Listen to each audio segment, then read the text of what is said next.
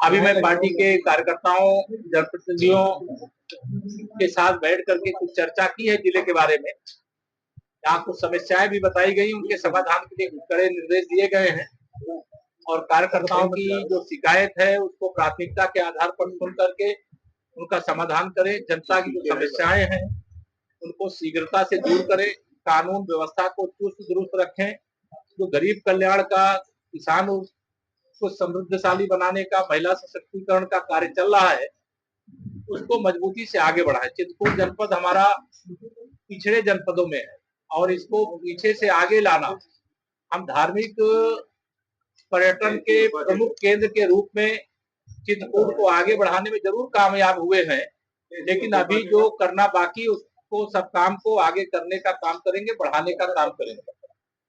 आज यहाँ पर एक और सम्मेलन है, उस सम्मेलन में भी मैं सहभाग करूंगा और फिर भगवान के दर्शनों उपरांत जाना रहेगा।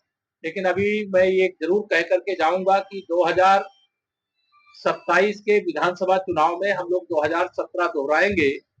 समाजवादी पार्टी का फर्जी जो पीडीए है वह पीडीए की धज्जियां जनता उड़ा देगी, क्योंकि जनता न तो गुंडागर्दी चाहती है, न अपराध चाहती है, न माफियाओं को चाहती है। जनता विकास चाहती है, सुशासन चाहती है, सुरक्षा चाहती है और जो भाजपा ही दे सकती है, जनता जानती है। इसे बहुत कोशिश करके तीसरी बार मोदी सरकार बनने से कांग्रेस की अगुवाई में समाजवादी पार्टी सहित सभी दल नहीं रोक पाए और उसी प्रकार से 2027 को लेकर के जो श्री अखिलेश यादव जी मुंगेरी लाल का हसीन सपना देख रहे हैं, जब आंख खुलेगी तो 2017 से भी नीचे नजर में आए। आप में से किसी का कोई सवाल? अखिलेश यादव जी ने तो अभी कहा है चुनाव आयोग पर वोट चोरी का और कहा कि नेपाल जैसे हालात भारत में होंगे। देखिए, नेपाल जैसे हालात भारत में कभी इसलिए नहीं होंगे क्योंकि जो भ्रष्टाचार करने वाले थे वो सत्ता से विदा हो गए। जो 100 करोड़ में से 85 करोड़ निकल जाते थे, जो विकास की योजनाओं का पैसा गुंडों और अपराधियों और माफियाओं की तिजोरियों में भरने का रास्ता खोल देते थे, जो आतंकवादियों तक के मुकदमे वापस लेते थे, ऐसे श्री अखिलेश यादव जी को इतना ही मैं कहूंगा कि आजकल श्री राहुल गांधी जी के साथ में और अखिलेश यादव जी सत्ता में रह चुके हैं 2012 से 2017 तक। जब अपना कार्यकाल वो देखेंगे तो उनको शर्मिंदगी होगी कि अपने कार्यकाल में जो वो फर्जी पीडीए की बात करते हैं, वो फर्जी पीडीए परिवार डेवलपमेंट एजेंसी बनकर के रह गया था। इसलिए 2027 में जो 2024 में उन्हें कुछ सफलता मिल गई थी, वह 2027 में दोहराने में कतई कामयाब नहीं होंगे। जनता उनकी असलियत समझ गई है। इसीलिए 2024 के लोकसभा चुनाव के बाद 4 राज्यों के विधानसभा चुनाव हुए, इसमें से 3 राज्यों में भारतीय जनता पार्टी की सरकार बनी। हरियाणा में तीसरी बार सरकार, महाराष्ट्र में तीसरी बार सरकार, दिल्ली में 26 साल बाद सरकार, झारखंड में हम मुख्य विपक्षी पार्टी हैं और बिहार में हमारी सरकार बनने जा रही है। और 27 में इतनी बड़ी विजय जनता के आशीर्वाद से भारतीय जनता पार्टी गठबंधन यहाँ पर फिर से प्राप्त करेगा, जिसकी कल्पना श्री अखिलेश यादव जी को नहीं है।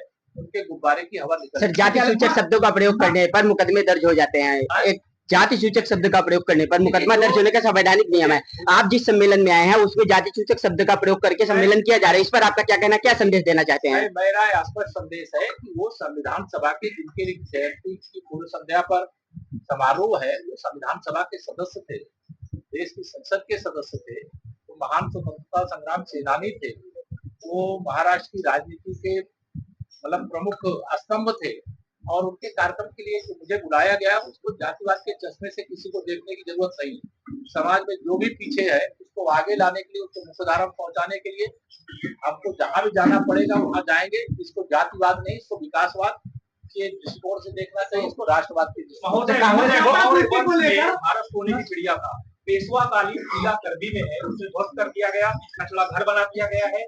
ऐसे में आप क्या चाहते हैं जो पेशवाकालीन जो धरोहर है इसको कैसे मरम्मत कराया जाए? सर, आपने ये सरकार को जितने विरासत की सुरक्षा करते हुए, उनका संरक्षण करते हुए और सर्वांगीण विकास को लेकर के देश में भी प्रदेश में भी डबल इंजन सरकार काम कर रही है और चित्रकूट हमारी सरकार की प्राथमिकता में, केंद्र सरकार की भी प्राथमिकता में, माननीय मोदी जी की प्राथमिकता में, आदरणीय अच्छा, बिहार में वोट चोरी का FIR कराया गया, वोट चोरी का आरोप लगा, क्या लग रहा है यूपी में FIR फर्जी आरोप, फर्जी यात्रा निकलते घूमते हैं। उनको चुनाव में जब हार दिखाई देती है तो वो संविधान खतरे में बताते हैं, लेकिन जब सरकार चली जाती है, उनकी नहीं बन पाती है, तो उनको लगता है कि अब इस प्रकार का आरोप लगाओ।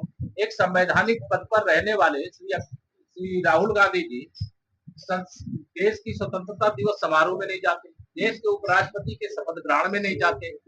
ये ऐसे लोगों से क्या अपेक्षा करेंगे? वो कोई भी आरोप लगा सकते हैं, लेकिन देश की संवैधानिक संस्थाएं मजबूत है, देश का लोकतंत्र पर विश्वास है, और यह विश्वास राहुल गांधी जी या अखिलेश यादव जी या तेजस्वी यादव जी किसी विदेशी शक्ति के इशारे पर दुष्प्रचार करके इसको तोड़ नहीं सकते। अखिलेश जी कहते हैं कि मठ चले जाएंगे योगी जी। अभी हाल ही में जगत गुरु रामभद्राचार्य महाराज ने पश्चिमी यूपी को मिनी पाकिस्तान कहा, क्या कहेंगे? मैं उनके पूज्य महाराज जी हैं, मैं उनको प्रणाम करता हूँ, उन्होंने जो कहा है उसका जवाब वही देंगे। मैं अखिलेश यादव कहते हैं 27 में मठ जाएंगे योगी जी। मतदाता सूची को लेकर राहुल गांधी वोट चोर कहते हैं और अखिलेश यादव वोट डकैती कहने लगे हैं। आपके असीम अरुण जी ने कहा कि मतदाता आप समझिए जो लगातार सत्ता से बेदखल होगा, सत्ता को में बैठे रहना अपना जन्मसिद्ध अधिकार समझता होगा। अगर 2017 से अखिलेश यादव जी सत्ता से बाहर है, 2014 से राहुल गांधी जी सत्ता से बाहर है, बिहार में थोड़े दिन के लिए तेजस्वी यादव जी जरूर आ गए थे, लेकिन अब वह भी बाहर है। सब अवसाद का शिकार है, मानसिक रूप से बीमार हो गए, और सत्ता भी 2047 तक इन लोगों की आने वाली नहीं है। विकसित भारत बनने तक जनता के आशीर्वाद से भारतीय जनता पार्टी की डबल इंजन सरकार है और आगे रहेगा। अखिलेश यादव कहते हैं 27 में मठ जाएंगे योगी जी। उनके लिए अब वो 47 के बाद जो रहे 27 में मठ जाएंगे क्या योगी जी? अखिलेश यादव कहते हैं। अखिलेश यादव जी बता रहा हूँ, मेरी लाल कैसी सपने देखते हैं।